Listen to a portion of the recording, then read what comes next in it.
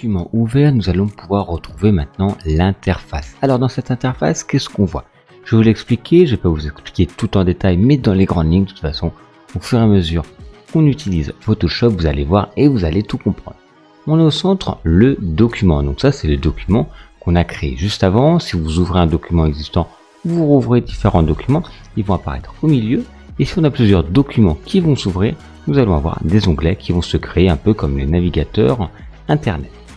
Sur la partie de gauche, généralement, parce que c'est une fenêtre que l'on peut bouger, on place les outils. Donc tous les différents outils qu'on va pouvoir utiliser pour faire des retouches photos, des photomontages, etc. Souvent, on le place sur la partie de gauche. Ici, on va avoir les propriétés des outils sélectionnés.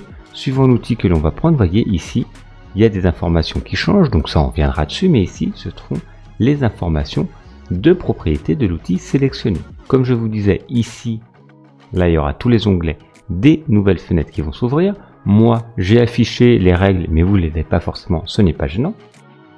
On retrouve ici donc le nom Photoshop et fichier édition image. Donc là ça va être, quand je clique dessus, vous voyez, ça va permettre d'interagir sur certains éléments, soit de l'image, soit du calque, soit du texte, soit de la sélection, etc. Donc on retrouve tous les éléments ici pour avoir encore plus d'options pour faire des modifications ou créer des choses, des visuels. Donc ça pareil, on va le voir ensemble en tout cas. Quand je vous dirai il faut aller sur l'onglet fenêtre ou sur l'onglet édition, ça se trouvera en haut. Ensuite, on a donc surtout celui qui est intéressant, c'est l'onglet fenêtre. Les fenêtres, ce sont ici les éléments qui sont ouverts, aussi bien là qui sont les outils, ici qui est la fenêtre de caractère, c'est écrit. Et donc on va retrouver toutes les fenêtres ici. Quand c'est coché, c'est que c'est ouvert, elle apparaît quelque part. Calque, on le voit ici. À l'inverse, les autres, ça n'apparaît pas. Donc si c'est pas coché, c'est que ce n'est pas ouvert. Si je clique dessus, à ce moment-là, j'ai une nouvelle fenêtre qui va s'ouvrir.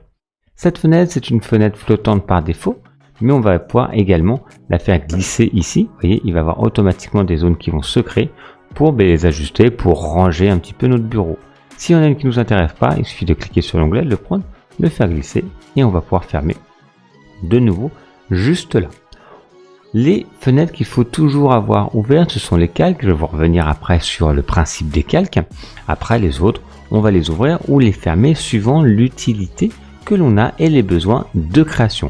Voilà l'interface de Photoshop dans les grandes lignes. De toute façon, on va revenir dessus au fur et à mesure quand on va créer aussi bien les ateliers créatifs que l'utilisation et l'apprentissage des outils.